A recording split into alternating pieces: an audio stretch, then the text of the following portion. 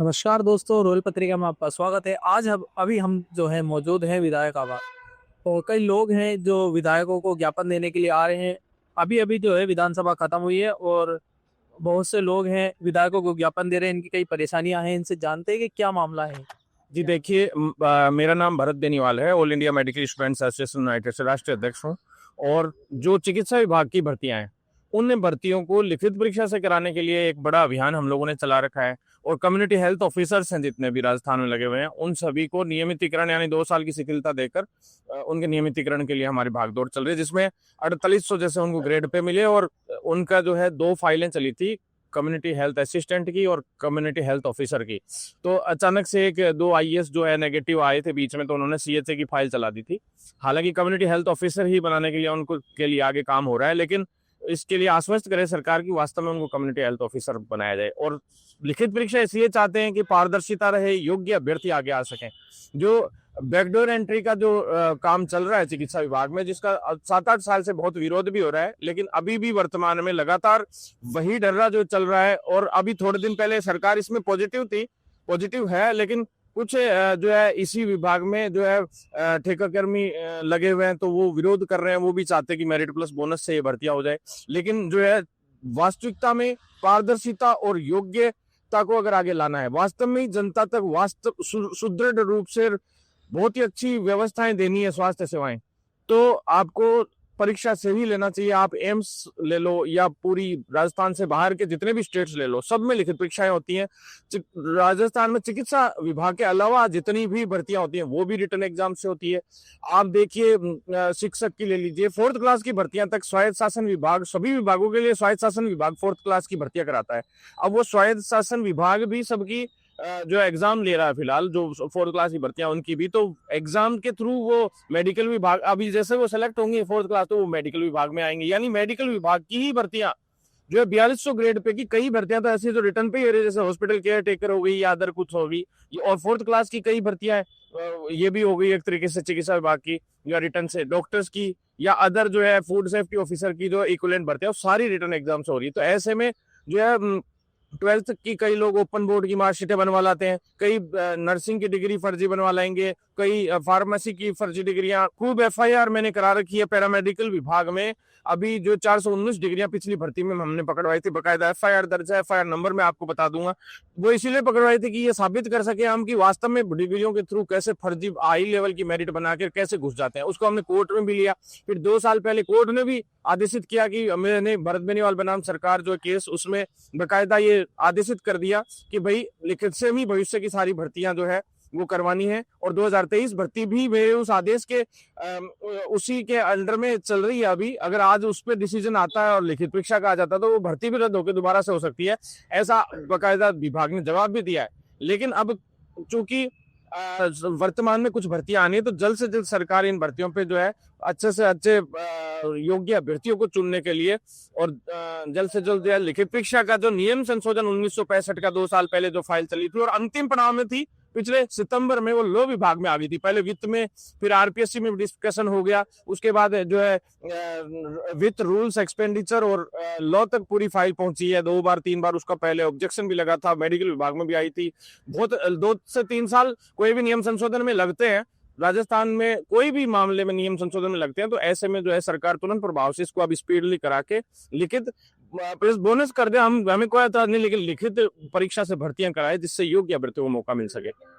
कुछ लोग शहीद स्मारक का धरना कर रहे थे, बहुत सारे लोग। बिल्कुल बिल्कुल। और उनका कहना था कि मेरिट बोनस से ही है वो होनी चाहिए भर्ती। उसको आप कैसे देखते हैं?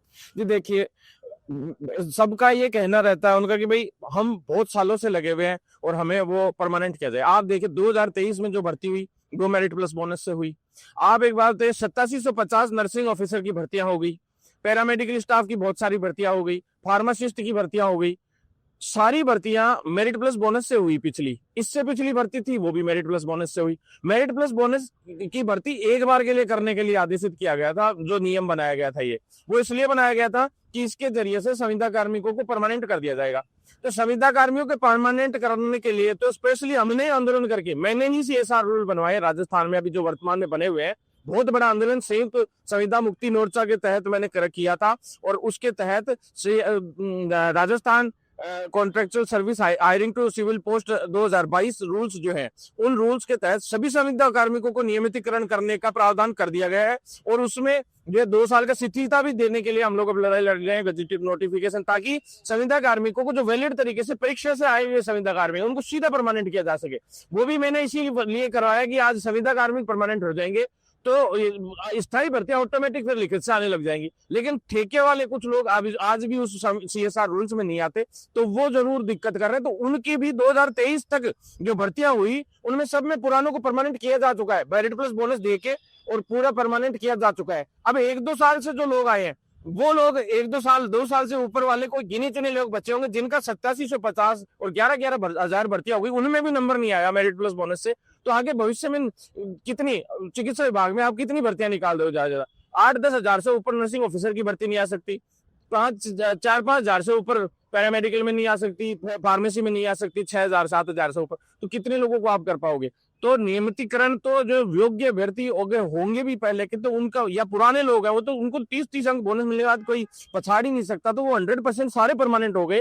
अब तो फ्रेशर्स के लिए मौका नहीं मिला, तो फ्रेशर्स को मौका मिलना चाहिए और स्थायी भर्तियां या लिखित परीक्षा से होनी चाहिए, उसके साथ बोनस दे, उसकी कोई वो हम लोग नहीं करते कि भाई हाँ उनको बोनस। लेकिन दूसरा एक CHO जो उनका पदनाम जो है CHA की बजाय CHO रखा जाए, नहीं तो प्राइमरी हेल्थ ऑफिसर नाम से भी हमने एक जो उनको वो किया है, और 4800 ग्रेड पे उनका नियमितीकरण किया जाए, पुराना एक्सपीरियंस जोड़ते हैं 27 मार्च। तो इसके लिए हम स्पेशली यहाँ ज्ञापन दे रहे थे सभी विधायकों को भी, मंत्रियों से मिले, बड़े बड़े पहले पूर्व सरकार में बहुत आंदोलन किया और अभी वर्तमान में भी अभियान चला रखा है हम लोगों ने, और हमें विश्वास है कि सरकार हमारे पक्ष में फैसला लेगी। न्यायालय से भी हम जीत कर आ गए, हर तरीके से संविदा कार्मिकों को परमानेंट कराना पड़ा, हमने वो भी कराया, और जैसे फर्जी डिग्रियां पकड़ानी वो भी पकड़वाई। अंत में जैसे बहुत बड़ा संघर्ष है, उसके बाद ये काम अब होने में अंतिम पड़ाव में आ गया, और अचानक से कुछ लोगों को पता लग गया, तो वो क्रेडिट के चक्कर में ये भर्तियां आज जो हाईलाइट हो गया थोड़ा सा मामला। अब वो लोग नहीं तो उनको पता भी नहीं था कि ये भर्तियां होनी कैसी है। बिल्कुल भाई साहब, अभी भाई साहब ने बताया कि तो संविदा कर्मी है तो लगे हुए 2 साल से उनको परमानेंट नहीं किया गया, लेकिन बाकी को तो बोनस प्लस मेरिट पे है वो हो रहा है। तो क्या बोनस प्लस मेरिट पे जो लोग लगे हुए हैं उनको हटा देना चाहिए? हटा नहीं देना चाहिए। हम ये कह रहे हैं कि चिकित्सा विभाग की जो भर्तियां आ रही हैं उनको लिखित परीक्षा से कराई चाहे बोनस दे दे, उनको कोई समस्या नहीं है, पर जो अब आ रही है जो भर्ती उनको लिखित परीक्षा से करवाया जाए, जिससे फ्रेशरों को मौका मिले। जो बच्चे 18-20 घंटे लाइब्रेरी में पढ़ाई कर रहे हैं, जो बच्चे फ्रेशर आए वो पढ़ ही तो सकते हैं, तो उनको भी मौका मिलना चाहिए। अभी मंत्रियों को ज्ञापन दे रहे हो, विधायकों को ज्ञापन दे रहे हो, क्या लगता है कि आपकी सुनवाई होगी, और अगर नहीं सुनवाई होती है तो क्या आगे का वो होगा? बिल्कुल सुनवाई होगी। अगर हम कोई गलत की तरफ जाने रहे ना, हम सही किराए की तरफ चल रहे हैं। जब नियम संशोधन 1965 आया था तो उससे ये था, एक बार लास्ट बार भर्ती करानी थी मेरिट प्लस बोनस पे, तो अब भर्ती जो होनी चाहिए वो भर्ती परीक्षा पे होनी चाहिए, परीक्षा लेके। तो इन सभी का कहना है कि जो भर्ती होनी चाहिए वो एग्जाम दे करके जो है रिजल्ट के द्वारा जो है भर्ती मिलनी चाहिए। इसीलिए जो लोग हैं विधानसभा आए हैं, मंत्रियों को ज्ञापन दे रहे हैं, विधायकों को ज्ञापन दे रहे हैं। अब देखना होगा कि क्या इनकी मांगे पूरी करी जाएगी या नहीं।